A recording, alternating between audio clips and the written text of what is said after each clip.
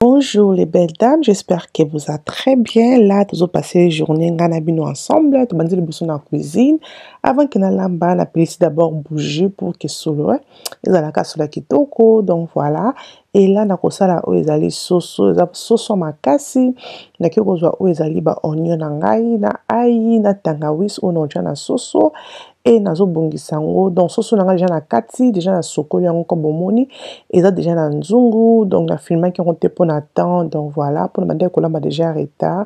bientôt 15h donc ngami kolamba avant ki bana bazonga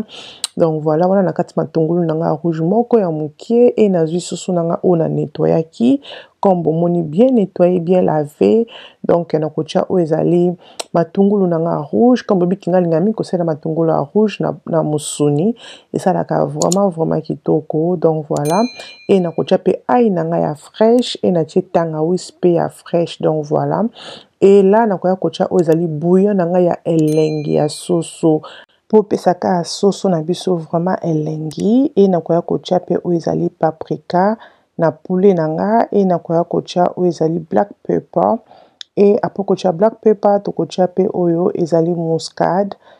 vraiment ça la kamusuni kitoko kozanga saka muscade te et na kocha o ezali persil ya soso na oya fresh kocha la fresh mais na oya fresh te na ti oya kokauka et na kocha pe likasa na biso solomi balé donc le ko na ti ki bouillon nanga ya elenga soso zaka vraiment na mungu makasi te mais kaka na elengi et na kocha sko o ezali 3 mbuma nanga ya cube manger comme bomoni donc moi ce que zola malamba toujours na calcul na mutu quoi donc voilà après wana na kocha o ezali céleri comme bomoni et na tie mai na fini kinzungu nanga na memi yango na réchaud donc comme bobi kezali pula makasi il faut vraiment que ça sert que poulet na yo elembi pour que ebima kitoko kotika te ke poulet na yo elemba te za la makasi ko za la bien te donc voilà on a ko checker poulet nanga na moni ke mai nanga vraiment na checker kiti et poulet nanga zo tinda vraiment solo kitoko zo mona ke zo bela likambo na mutu te donc ben bozo mona ke soso na biso eza makasi na meki mungu na moni ke mungu nanga c'est bon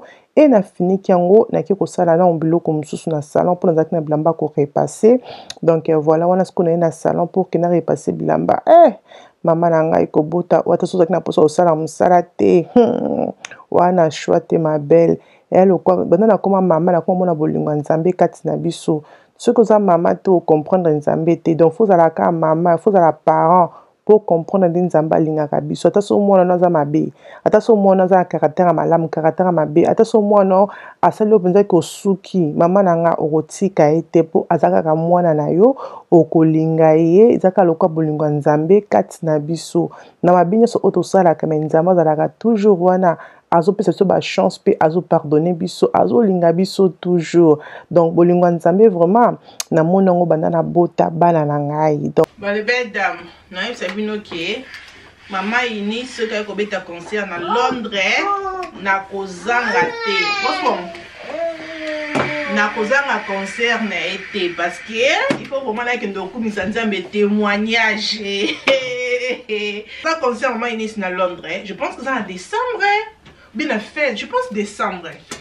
donc non raté te les belles dames oh maman on nzamba simbié ce que nzamba simbié maman que tout va bien donc maman ini c'est vraiment témoignage et ça vraiment nzembe na mikolo na yo kango chaque jour surtout ya concert ngando beta ngo mingi na concert ki na clip na ngamingi ya concert oh et ça là vraiment na sambela na senga ka nzambe merci yo kango d'abord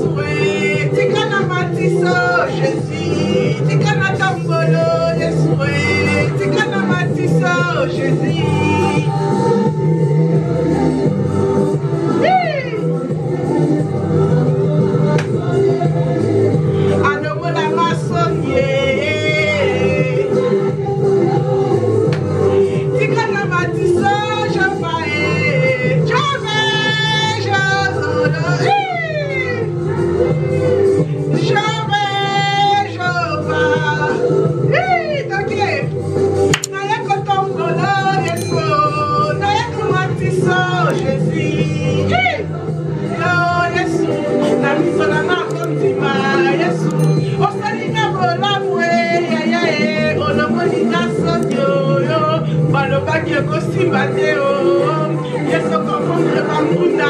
nanga natieli bakisi liboso na ngai basajoneleki ebele o yesu naye koloba no naye koloba no yesu naye koloba no bale belle dame naye sabi soki mama inisa ye awa atozaki na voyage akovoyage na voyage te fana kota concert. Donc là vraiment il fallait qu'on bine on a tombé dans Nzambe siko na kat non mais non pour la concert hein non déjà agité comme ça et bon on va aller dans un concert comment qui côté comment qui agité comment bon tu vas commentaire na c'est pour concert à Paris hey biso ba la notre ozela biso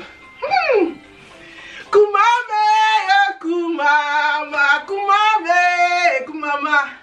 tikana yembelo yesu tikana matiso Jésus mokonzi nazomona yo yesu na miso na nga kondima jova osalinga bolamwe yaya olongolinga soni yesu balobaki ekosimba te o yesu confondre bambuna na ngai natieli ya kiti liboso na ngai masajoleleki ebelo yesu naye koloba no kumama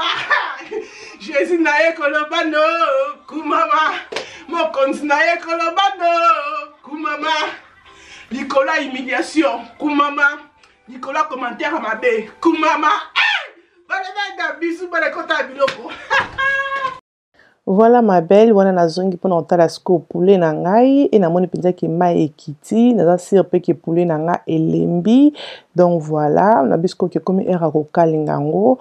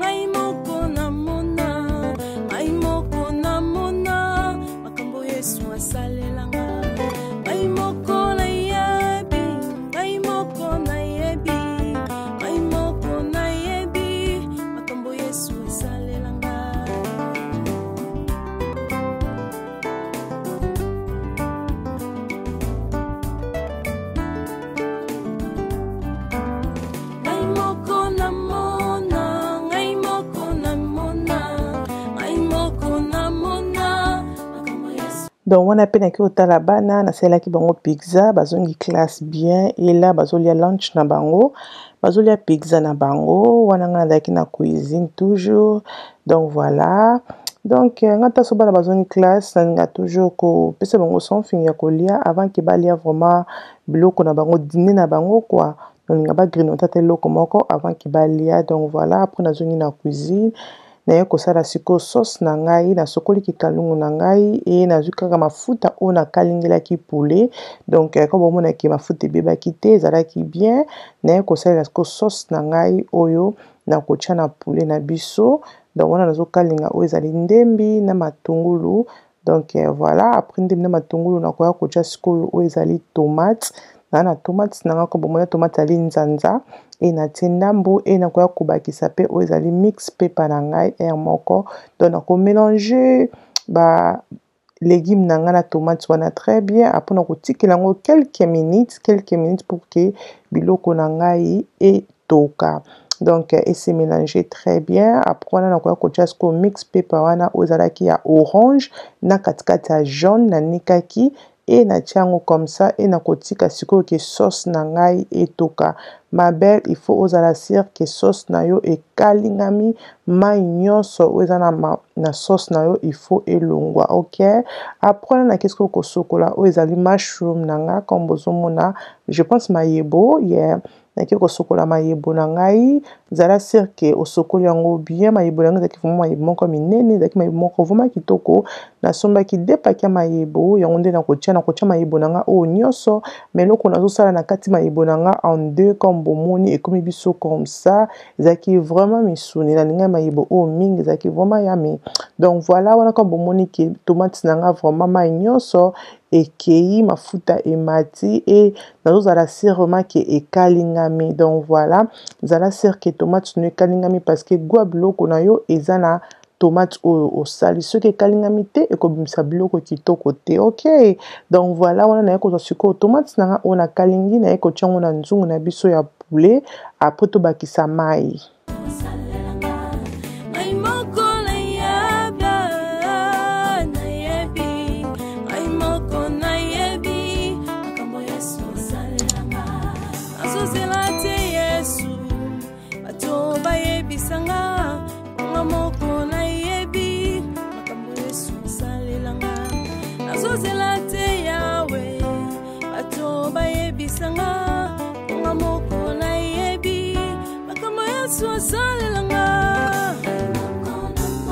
Ok ma belle, après on a quoi ko kocha mayebo na ngai na nzungu oya soso comme bozomona mayebo nyonso on a kataki na kocha on a poulet donc voilà après on a ko finika siko nzungu na nga na kotika ngo pona quelques minutes ke biloko na nga vraiment etoka et se mélanger très bien comme bozomona ki nzungu na biso ezotoka vraiment kitoko nzungu oyo na opesa ngo vraiment 10/10 na moto alinga sombango na koloba ke sombango obwaki mbongo no na pamba te parce que ça vraiment nzungu moko qualité meilleure donc voilà après on a koya ko siko mwamba na comme bomoni na koya ko tia siko mwamba oh ma belle soso na tout ça ngo soso mwamba batia mayebo rien à dire donc voilà on a ti de lutu na mwamba comme bomoni et na fini qui encore soso nanga pour na pesa ngo temps mais comme na tie mwamba na kotika mingi te pour na posate ke mwamba kite zikselanga nzungu ezikselanga soso pardon donc voilà pour na ko est-ce ko mélanger mwamba nanga et panza na partout comme bomoni mayebo nanga nyonso komi ko konde pourtant mayebo zaki belé mais talandi mayebo nyonso komi aussi na nzungu donc bomoni pas que soso na biso sauce na biso eza kiloté eza sauce moko ya pepele tima nyonso ekita et ko ma vraiment nde na lingaki donc voilà